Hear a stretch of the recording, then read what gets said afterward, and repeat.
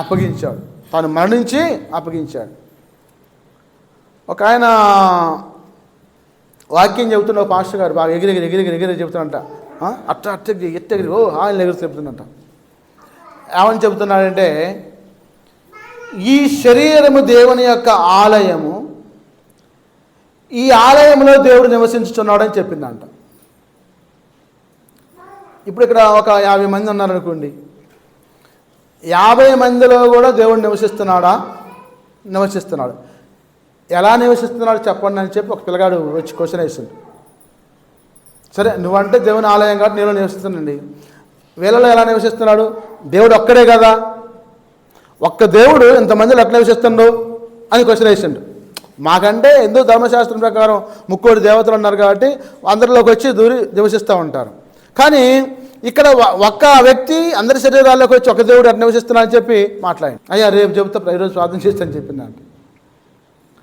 ప్రార్థన చేస్తే జవాబు రాలా. ఇక లాభం అయితే 3 రోజులు ఉపవాసం కూర్చుందంట. 3వ రోజు మధ్యాహ్నం దేవుడు మాట్లాడి, ఈ రాత్రికి నువ్వు మీ ఊరు బయట ఉన్న చెరువు కట్టుకాడికి వెళ్ళమని చెప్పిందంట. చెరువు కట్టుకాడికి వెళ్ళిందంట. ఆ రోజు పౌర్ణమి, వెన్నెల బాగా, చందమామ బాగా కాస్తుంది. ఆ చెరువులో బాగా కనపడుతుంది, మంచిగా నిండుగా నీళ్ళలో కనపడుతుంది. దేవుడు చెప్పిందండగా, మీ ఇంటికి వెళ్ళి మీ ఇంట్లో ఉన్న పాత్రలు మొత్తం బయటపెట్టు, పక్క వంటల్లో కూడా తీసుకొని రా, అవి కూడా బయటపెట్టు, వాటిని నీళ్ళు నింపి చూడు ఏం కనపడుతుందంట. ఈ పాస్టర్ గారు బరబరి పోయి వాళ్ళ ఇంట్లో పాత్రలు మొత్తం బయటపెట్టి వాటిని నీళ్ళు నింపి పక్క వంటల్లో పోయి తీసుకొచ్చి నీళ్ళు నింపి నుంచొని చూస్తున్నాడు. పాల్ యాంగిచో గారు, దక్షిణ కొరియా దేశంలో ఈ పాస్టర్ గారి పేరు. అన్ని పాత్రల్లో చంద్రుడు కనపడుతుండవు, అన్ని పాత్రల్లో చంద్రుడు కనపడుతుండవు. చంద్రుడు ఒక్కడే కదా, చంద్రుడు ఒక్కడే, కానీ అన్ని పాత్రల్లో కనపడదు. అంటే దేవుడు ఒక్కడేగా, అందరిలో కూడా కనపడదు. స్తోత్రం, హల్లెలూయా.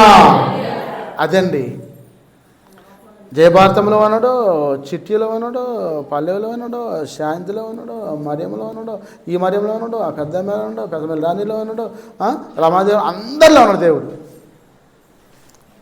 అర్థమైందా ఎలా ఉన్నాడు అంటే?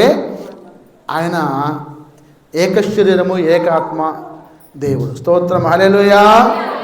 ఒక్కడే దేవుడు, దేవుళ్ళు కాదు, దేవతలు కాదు.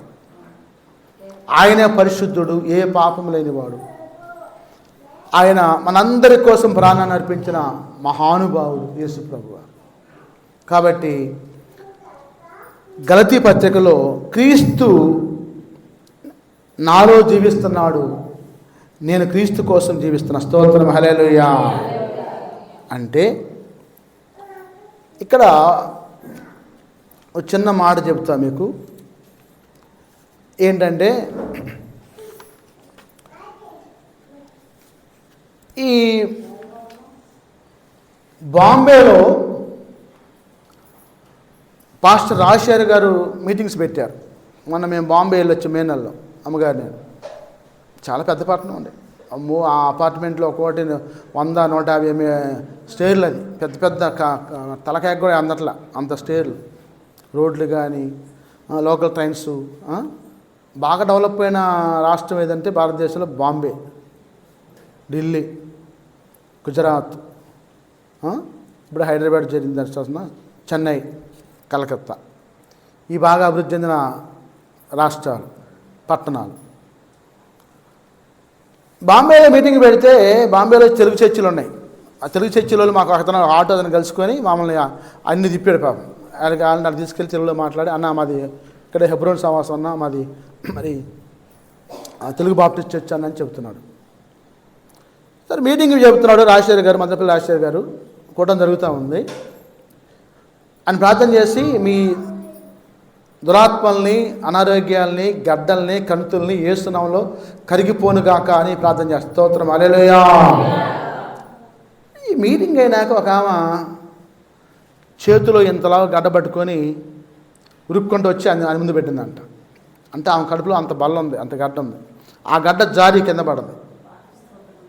తీసుకొచ్చారు, పెట్టిందంట. ఆయన చూసి, రక్తం ముద్ద కదా, ఆయన చూసి, అమ్మో ఏందమ్మా ఇది తెచ్చు, నువ్వు పక్క తెచ్చిపోక అనంట. కదయ్యా, నువ్వు ప్రార్థన చేసిన తర్వాత నాకు ఇది వచ్చి కింద పడది, ఈరోజు నాకు దేవుడు వచ్చి ఆపరేషన్ చేసిండు, ఈ గడ్డ పోయింది, స్తోత్రం హల్లెలూయా అంటే ప్రభువులో ఫలించాలంటే విశ్వాసం మూలంగా దేవుల్లో జీవించాలి. విశ్వాసం లేకుండా దేవునికి ఇష్టమైనట అసాధ్యం. అదే దేవుడు మాట్లాడుతున్నాడు.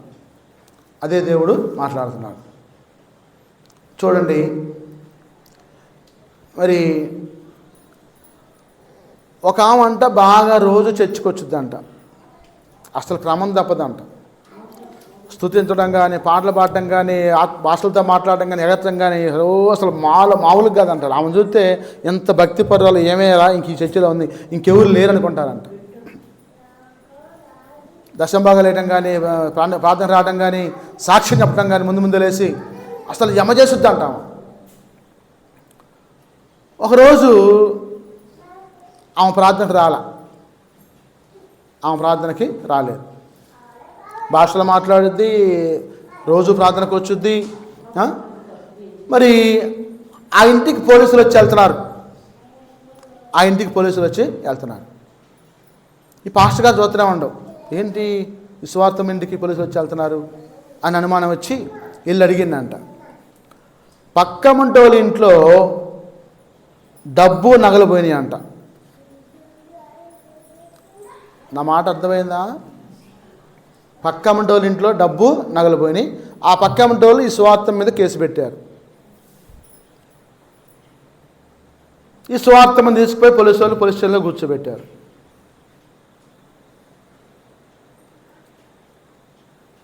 అది రుజువైంది, జైల్లో పెట్టారు. నీ ప్రార్థన, నీ విశ్వాస జీవితం ఏమైంది? డబ్బును చూశాక, నగలు చూశాక కుక్క బుద్ధి వచ్చి పడదా? వంకర బుద్ధి వచ్చి పడదా? దానివల్ల నీ విశ్వాస జీవితాన్ని కోల్పోయాను, సంఘంలో సాక్ష్యం కోల్పోయాను, జైలుకి వెళ్ళావు. మిగతా విశ్వాసులు ఏమంటారు? ఎగిరెగిరి ప్రార్థన చేసిందే, ఆత్మ అన్నదే, భాషలు మాట్లాడిందే, చప్పట్లు కొట్టిందే, డ్యాన్స్ చేసిందే అంటారు. అదే అంటారు. అన్నీ ఉన్న ఇస్తరాకంట అణిగి మణిగి ఉంటుందంట. ఏమీ లేని ఇస్తరాకంట ఎగిరెగిరి పడుతుందంట. ఎప్పుడు దేవుని విషయంలో తొందరపడకూడదు. నిదానించి చూడు, యెహోవా ఉత్తముడని రుచి చూసి తెలుసుకో. మొన్న వినిల్ బాబు చెప్తున్నాడు, ప్రార్థనకు వస్తారు, ప్రార్థన చేస్తూనే ఉంటారు, పాపం చేస్తూనే ఉంటారు అంటాడు. ఒక చేనికి నన్ను ప్రార్థన చేయమని తీసుకెళ్లారు, మిరప చేనికే. ఆ సంవత్సరం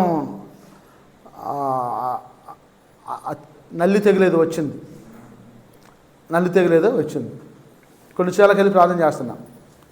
దేవుడు ఆ చేలు స్వస్థపరుస్తున్నాడు. వీళ్ళ చేనికి కూడా వెళ్ళా, వీళ్ళ తమ్ముళ్ళ చేనికి కూడా వెళ్ళా.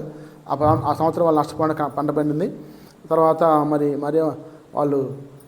మరియవాణి చేనికి కూడా వెళ్ళాను. తర్వాత మన చేనుగారి చేనికి వెళ్ళాను. ఈ బ్రదర్ చేనికి కూడా వెళ్ళా. ఆ కాలకట్టలు దూక్కుంటూ వెళ్ళి ఇద్దరం బురదలో. ఈ బ్రదర్ అంటాడు, నేను మొక్కలు వేసి ప్రార్థన చేస్తున్నా. నా ముందు వాళ్ళు బావ ఫోన్ చేసి, బావా చేను అసలు నవనవలు ఆడుతుంది, పూత పింద ఇదేదలు ఆడుతుంది, ఒక 50 క్వింటాలు అవ్వచ్చు బావా ఎకరానికి అని ఫోన్ చేస్తాను. మీరు కాయగాల పిందగాల ఏదో నవనవలు ఆడుతుంది. అప్పుడు 50 క్వింటాలు అవుతుందని చెబుతుండ్రు. చెప్పి అయ్యగారు మీరు ఎక్కడ నచ్చబడిపోయి బరబర 3 పీకులు పీకిండి వచ్చిండు. నా కాడికి వచ్చిండు. నాకు పొగ్గన పడదయింది. సరే నేను మనసులో అనుకుంటున్నా, ఏంది ఈ అబ్బాయి విశ్వాసం లేకుండా ప్రార్థన చేయించుకుంటుండో. ఒక పక్క పోయి బిడి దాగి వచ్చిండు, ఒక పక్క వాళ్ళ బావకేం మరి హెచ్చులుగా ఫోన్ చేసి హెచ్చులు చెప్పుకుంటుండో, గాంభీర్యంగా చెప్పుకుంటుండో అని చెప్పి నేను మనసులో అనుకున్నా. అందరి చేలు బండి, ఆ అబ్బాయి చేసిపోయిన ఇంకో చేను కూడా బండింది. వాళ్ళ చేను కూడా బదర్ అన్ని ఎగారిని చేసిపోయింది, వాళ్ళు ఎవరు లేరు ఆ చేలు. అయినా పోయి ప్రార్థన చేసి వాళ్ళ చేను బండింది, ఈ అబ్బాయి చేను బండలా.